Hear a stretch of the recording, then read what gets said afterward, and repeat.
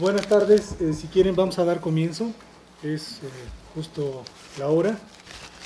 Miren, a nombre del doctor Fernando Nava y su servidor, pues queremos darles la bienvenida a este tercer año del seminario que, como ustedes saben, se llama la Antropología de la Música y la Etnomusicología en México, y la intención original ha sido pues recibir a compañeros, a colegas que estén trabajando distintas prácticas musicales para que nos compartan su experiencia de investigación. La idea del seminario fue desde el principio abrirnos a cualquier tipo de experiencia de investigación, es decir, no limitar el estudio de las prácticas musicales, no limitar este espacio al menos al estudio de los objetos, digamos, tradicionales que ha trabajado la etnomusicología, por lo menos en México. Dentro de los objetos o dentro de las prácticas que nosotros consideramos que deberían de tener cierta prioridad, están efectivamente pues todas las prácticas que grosso modo podríamos definir como músicas populares, ¿no? En ese sentido, pues le hicimos la invitación a Luis, al doctor Luis Díaz Santana, quien ha trabajado desde hace un buen tiempo cuestiones relativas a la música popular, específicamente a una práctica muy concreta que ahora nos va a exponer. Antes de darle la palabra, quiero leer brevemente una semblanza del doctor Luis, más o menos para que quienes no lo conozcan, pues se hagan una imagen de su trayectoria. El doctor Luis Díaz Santana nace en Monterrey, Nuevo León, en 1970. Estudió en la Facultad de Música de la Universidad Regiomontana, en donde obtuvo el título de licenciado en música, además de ser maestro en humanidades y doctor en historia, con mención honorífica por la Universidad Autónoma de Zacatecas. Ha realizado investigación de la música mexicana, del periodo colonial hasta nuestros días, la cual interpreta en instrumentos originales como la guitarra barroca y la guitarra séptima mexicana del siglo XIX, participando en diversas grabaciones que son distribuidas en todo el país por Tempus Records. Como concertista ha ofrecido cientos de recitales en importantes teatros de México, Estados Unidos y en países de Centroamérica, y es director del ensamble Capilla Barroca de Zacatecas, que difunde la música colonial de México y América Latina. Desde el 99 es maestro de tiempo completo en guitarra con perfil deseable PRODEP, Programa para el Desarrollo Profesional Docente de la SEP, además de haber impartido historia de la guitarra, historia de la música mexicana, nuevas tendencias de la música popular mexicana, música de cámara y taller de música renacentista y barroca en la Unidad Académica de Artes de la Universidad Autónoma de Zacatecas. Recibió diversas becas del INBA, CONACULTA, PACMIC y CONACYT, con las cuales ha desarrollado investigación de la música regional. Recibió menciones honoríficas en los concursos nacionales de historia Roberto Ramos Dávila y Premio Museo de Historia Mexicana, Estudios sobre el Noroeste de México. Ha publicado artículos en revistas de historia y música, destacando sus publicaciones en la revista del Conservatorio Nacional de Música de México, revista de la Facultad de Música de la Universidad Autónoma de Nuevo León, el Boletín de Música de Casa de las Américas de La Habana, Cuba, y Acta Musicológica, publicación semestral de la Sociedad Internacional de Musicología, editada en Basilea, Suiza. Ha organizado los coloquios Las Músicas Populares Mexicanas y la Investigación Musical en las Regiones de México, y ofrecido conferencias y ponencias en diversos congresos, entre los que destacan: primer coloquio sobre la música norteña mexicana en Michoacán, coloquio del noroeste mexicano y Texas en la Universidad de Texas en San Marcos, Seminario Internacional de Etnomusicología en Jalisco, coloquio Las Culturas Musicales de Monterrey, etc. Finalmente, además ha colaborado tocando la guitarra del siglo XIX, escribiendo capítulos o prologando 3 de los libros discos Testimonio Musical de México de la Fonoteca del Instituto Nacional de Antropología e Historia. Ha publicado los libros Tradición Musical en Zacatecas, Una historia sociocultural 1850-1930, transcripciones de piezas para guitarra e historia de la música norteña mexicana. Luis, te damos las gracias por haber aceptado. Como ustedes pueden ver en la pantalla, este es el título de su ponencia, te recuerdo y les explico cómo es la dinámica del seminario. 1 hora aproximadamente de exposición, después de la cual hacemos una pausa breve, retomamos y hacemos preguntas, opiniones, comentarios en relación a la presentación de Luis. Bien. Muy bien. No, pues antes que nada, muchas gracias al Instituto de Investigaciones Antropológicas, en especial al doctor Campos. Y bueno, yo quiero felicitarlo, ¿no?, por esa iniciativa de, sobre todo, tratar de conocer las investigaciones que se hacen en México. Es una de las cosas que yo más me he quejado, ¿verdad? Siempre, y por eso precisamente he organizado varios coloquios en donde han ido, el año pasado fueron varios estudiantes de licenciatura y de maestría de aquí mismo de la UNAM, y fueron de una docena de universidades del país a Zacatecas. Esperamos realizarlo también este año, ese mismo coloquio que se llama La investigación musical en las regiones de México, y me quejo precisamente por eso, porque muchas veces en nuestro país estamos tan desconectados unos de otros que muchas veces no sabemos en Zacatecas, por ejemplo, la investigación que se está haciendo en Monterrey, y los de Monterrey no saben qué están haciendo en Baja California, y en fin, ¿no? Cuando pues ya por fortuna desde hace algunos años hay especialistas en la música, pues prácticamente en todos los estados del país, esta propuesta que tiene el Instituto de Investigaciones Antropológicas se me hace muy valiosa, porque precisamente trata de rescatar todas estas investigaciones, ¿verdad? O todos estos investigadores e investigadoras que estamos trabajando en el interior del país, y que pues muchas veces no se conocen los resultados que estamos teniendo, y pues además me parece muy importante esas diversas disciplinas, ¿verdad?, que abordan a la música, desde la historia, desde la sociología, la antropología. Y en ese sentido yo me siento muchas veces así como en medio de una línea muy delgada, porque yo soy músico profesional y también pues soy historiador, ¿verdad? También soy científico social, y entonces muchas veces tengo algunos amigos que son músicos y hablan muy mal de los científicos sociales, y de repente estoy con los científicos sociales y hablan muy mal de los músicos, ¿verdad? Dicen, no, es que ser músico es un obstáculo para la investigación, ¿verdad? Dicen los científicos sociales, los antropólogos, a ver, no todos, ¿verdad?, por fortuna, pero sí algunos sociólogos, ¿verdad? Dicen, no, es que ser músico profesional es un obstáculo, ¿verdad?, porque uno está muy cerca de su objeto de estudio. Y lo mismo dicen los músicos profesionales de los que estudian a la música sin tener conocimientos técnicos, ¿verdad?, digamos, o históricos de la misma música. Y yo creo que todas estas visiones son muy valiosas, ¿verdad? No estamos unos contra otros. Yo siento que todos estamos en el mismo barco, ¿verdad?, de alguna manera, y todos pues podemos contribuir a ese conocimiento, ¿verdad?, que tratamos de hacer de nuestra música en las diferentes regiones del país, ¿verdad? Yo creo que ya a estas alturas ya quedó superado ese paradigma de algunos investigadores que escribían en los 50, 60, que decían, no, pues es que la música de el resto del país, o sea, después de que hago mi libro sobre la música en la Ciudad de México, pues es que la música en el resto del país pues debe ser parecida, ¿verdad? Pero como un reflejo atenuado, ¿verdad? Decía por ahí algún investigador mexicano en los años 50, 60, como un reflejo atenuado de lo que pasaba en la Ciudad de México. Y hoy yo creo que no, hoy creo que sabemos que la música ha sido fundamental en la construcción de muchas identidades en diferentes regiones del país, y por eso pues es muy importante estudiarla.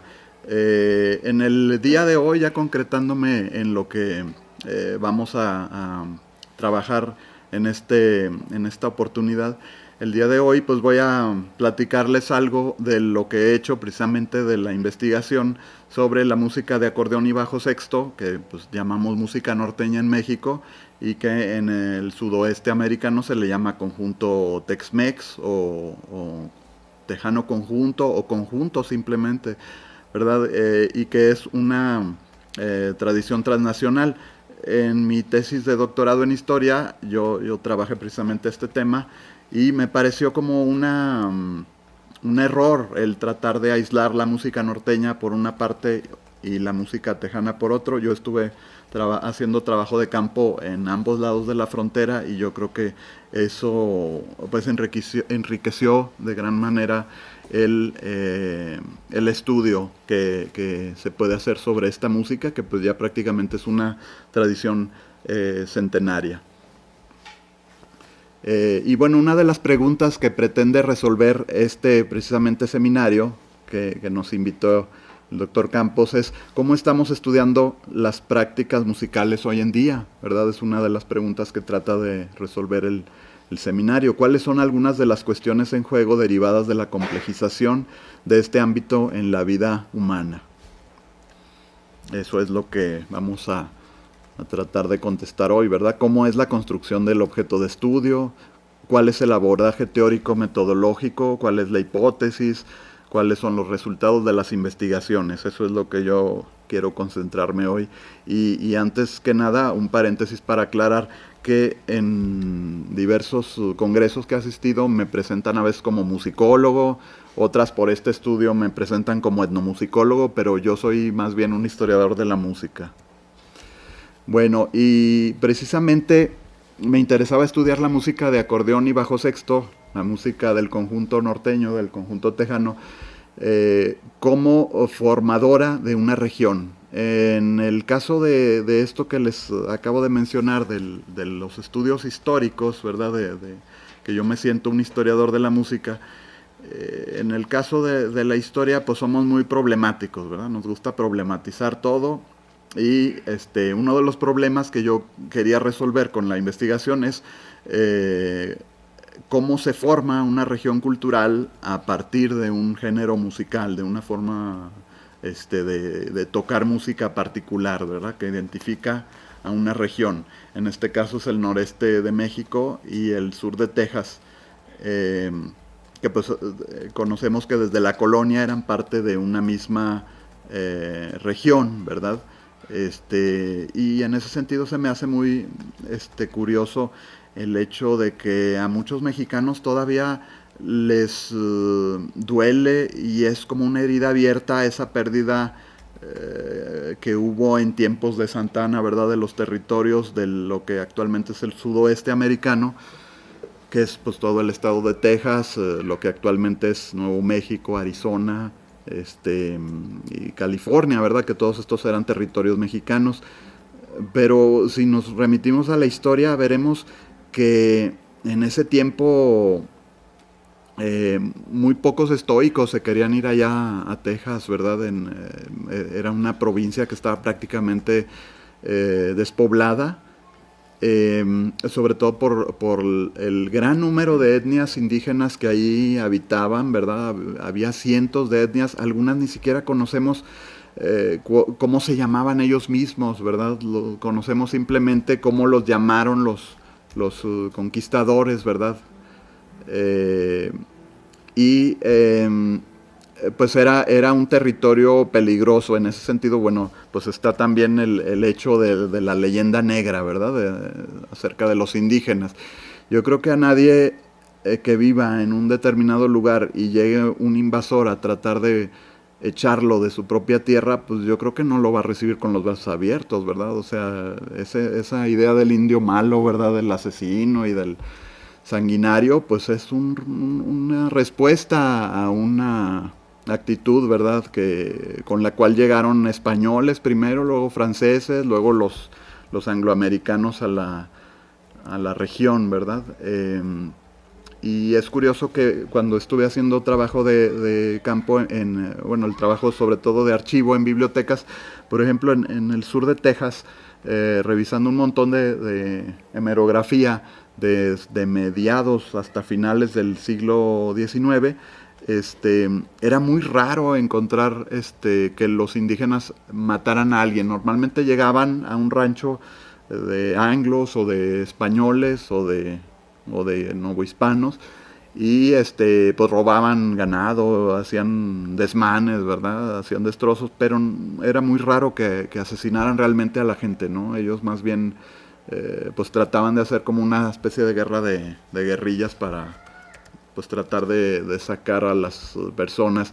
Y bueno, lo que me interesa, lo que nos interesa el día de hoy, la relación con la música, ¿verdad? Pues sabemos que el noroeste de México y lo que es actualmente Texas lo recorrió, se cree que el primero que lo recorrió fue esta expedición que vino española con Alvar Núñez Cabeza de Vaca, desafortunada expedición, ¿verdad? Pero luego uno de los misioneros más importantes que cristianizó toda esa región fue pues Fray Antonio Margil de Jesús, ¿verdad? Quien, partiendo del Colegio de Propaganda Fide de Zacatecas, pues fundó misiones en todo lo que actualmente es Coahuila, Nuevo León, Texas, incluso llegó por allá por los Adaes, ¿verdad? Que es una población tejana que fue por algún tiempo la capital del estado, que ya colinda prácticamente con lo que actualmente es el estado de Luisiana. Y Fray Antonio Margil de Jesús cantaba, siempre que iba en sus procesiones, cantaba un alabado que se sigue cantando en muchas regiones del noreste de México, en muchas regiones rurales, ¿verdad? E incluso en el sur de Estados Unidos. Y este es el alabado que cantaba Fray Antonio cuando llegaba a cualquier poblado. Alabado sea el santísimo sacramento del altar, y la Virgen concebida sin la culpa original,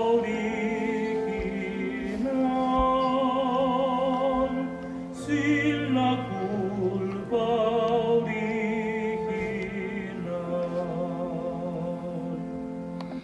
Sí, era un alabado que pues se hizo muy, muy conocido, ¿verdad? Fray Antonio Margil de Jesús fue pues el primero que realmente difundió, ¿verdad? La música occidental en la región, ¿verdad?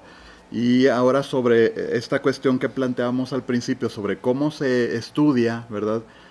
Las preguntas iniciales que dieron pie a esta investigación fueron cómo se logra la actual difusión extraordinaria de la música norteña y la música tejana, ¿verdad?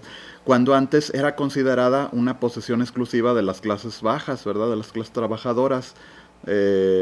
Y se vinculaba muchas veces con centros de vicio, se vinculaba también mucho con la zona rural, ¿verdad? O sea, era música pues, pues mal vista, ¿no? En las ciudades, porque también, bueno, eso, cuando yo empecé a estudiar, dije, bueno, pues ¿para qué estudio la música norteña? Si pues voy a llegar a la conclusión de que pues es la música que comenzó en Monterrey, cuando los músicos de la zona rural de General Terán, de esta zona de Nuevo León, llegaron a la capital del estado, y en Monterrey se dio una difusión masiva, ¿no? Y ya más adelante con los medios de difusión, etcétera. Y no, pues encontré que eso es un mito fundacional, ¿no? Realmente eso no sucedió así. La otra de las preguntas fue la propagación del conjunto norteño y tejano, ¿verdad? Aquí me faltó. En las décadas de 1930 y 40 estuvo ligada al desarrollo de la industria discográfica, la radiodifusión y las máquinas reproductoras de sonido. Bueno, otra pregunta que me hice cuando empecé la investigación fue hace algunos años, y esta pregunta ya no es tan actual, ¿verdad? Porque dice, ¿por qué el gobierno mexicano no difunde esta manifestación musical? Bueno, ya la difunde, ¿no? Incluso el Festival Cervantino ha presentado a los Tigres del Norte. Se sigue considerando inapropiada representante de la cultura mexicana debido a que se canta sobre el tráfico de drogas e inmigrantes ilegales. La música norteña puede ser considerada como vehículo de expresión de la identidad mexicana. Y bueno, algunos de los objetivos fueron analizar el origen, evolución y difusión del conjunto norteño y tejano, en tanto ensamble musical que representa históricamente una identidad local que se transforma en identidad primariamente del noreste de México y sur de Texas, para luego dar paso a todo el norte de México y sudoeste americano, y más tarde se asimiló nacionalmente e incluso internacionalmente, ¿verdad? Y bueno, en este trabajo me interesó conocer cuáles fueron los grupos precursores de esta tradición musical, y analicé algunas bandas militares, bandas pueblerinas, orquestas típicas, ¿verdad?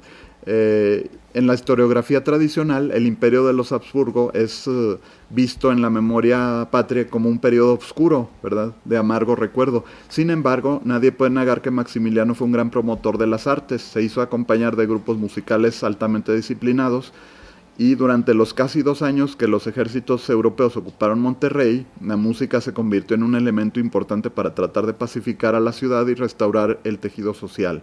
Cuando menos 3 bandas de primera línea ofrecían sus audiciones y serenatas, alternando las presentaciones entre Monterrey y Saltillo, ¿verdad? Y aquí, bueno, hay una muestra de las bandas militares. Yo tengo entendido que aquí en la Ciudad de México, en la banda del ejército, ¿verdad?, es donde hay algunos alumnos del conservatorio, creo que de aquí también de la escuela, ¿verdad? Son bandas que tienen una gran tradición. Ahí está. Creo que tarda un poquito en cargar. A ver, vamos a oír un pedacito nada más. Древние тайны в столетнюю даль. Воздухом правит птица Кецаль. Кондор для неба лишь малая мера, и солнце над Мексикой, словно сомбреро. И к солнцу, к луне пирамида стремится. В Паленке, в Ушмале и в Чичен-Ице сошлись 3 культуры на площадь Сокала, где песнь мариачи вовек не смолкала. На Красной площади оркестр вооруженных сил мексиканских Соединенных Штатов, дирижер-майор Агриппина Сентена Бланко.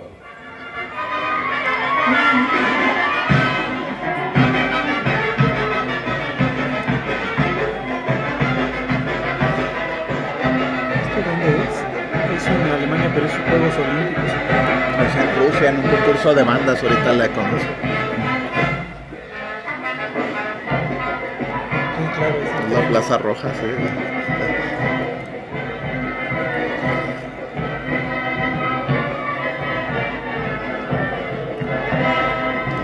В стихах приветствия прозвучало название главной площади Мексики, самой большой площади Южной Америки, Сокал, или, как говорят мексиканцы, Стоколо.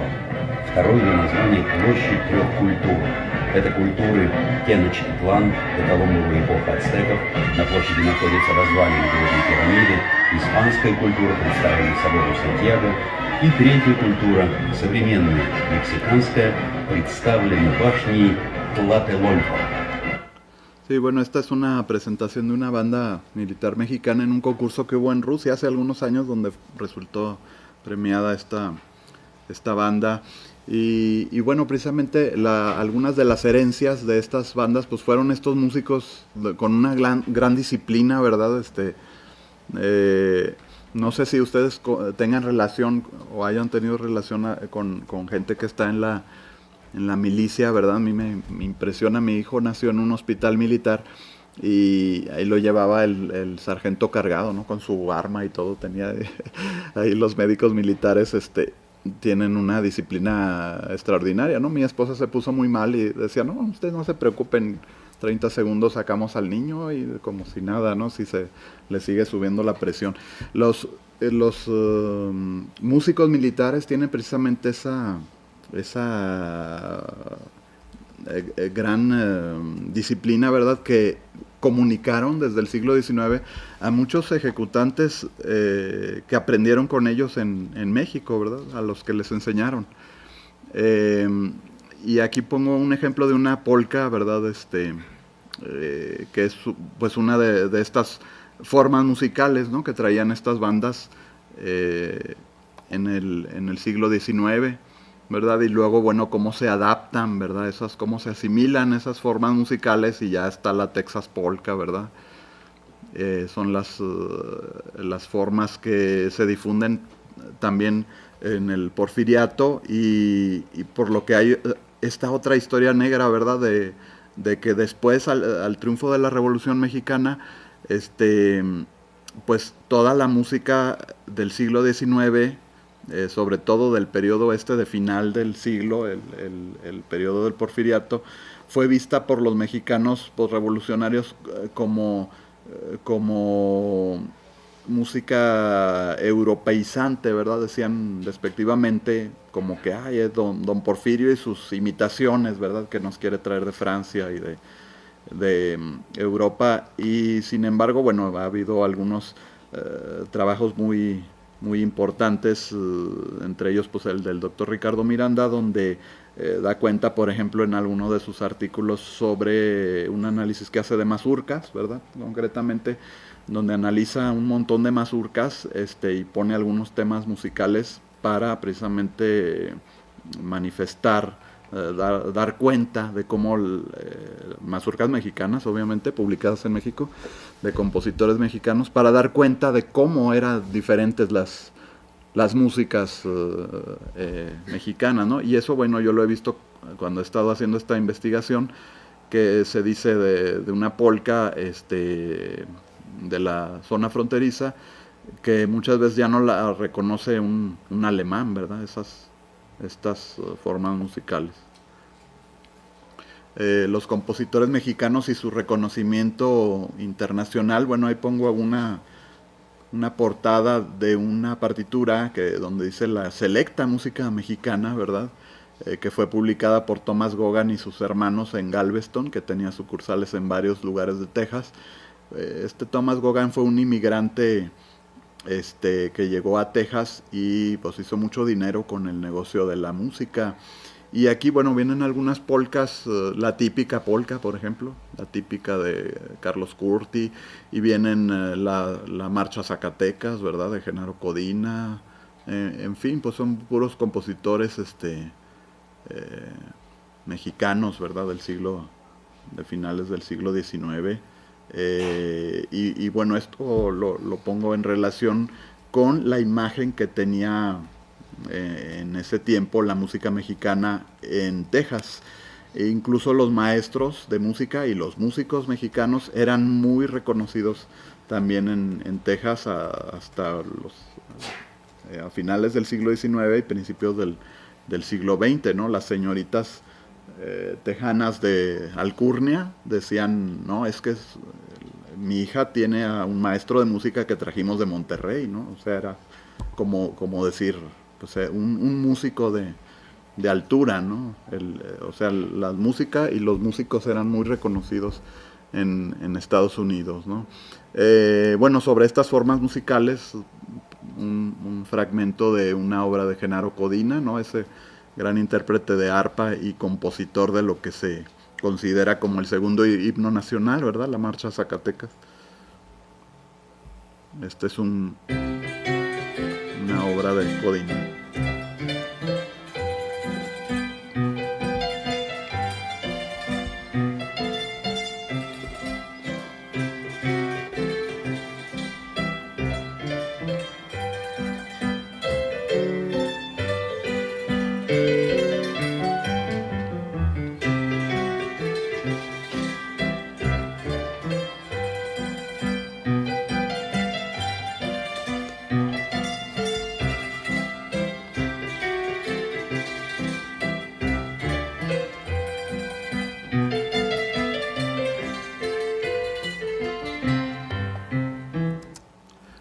Fragmento de esta obra de Genaro Codina, que bueno, es una música inmediatamente reconocible, ¿verdad? Todo este ambiente musical que hay en México durante el siglo XIX.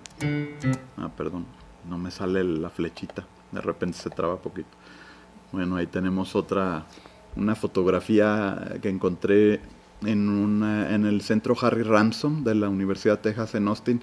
Y es una fotografía de la típica que lleva Carlos Curti a la Exposición Universal que hay, si mal no recuerdo, en Chicago, no estoy seguro ahorita, o no sé si era la del algodón de Luisiana, no estoy seguro. La cosa es que hicieron una gira muy larga, ¿verdad? Esta típica de Curti.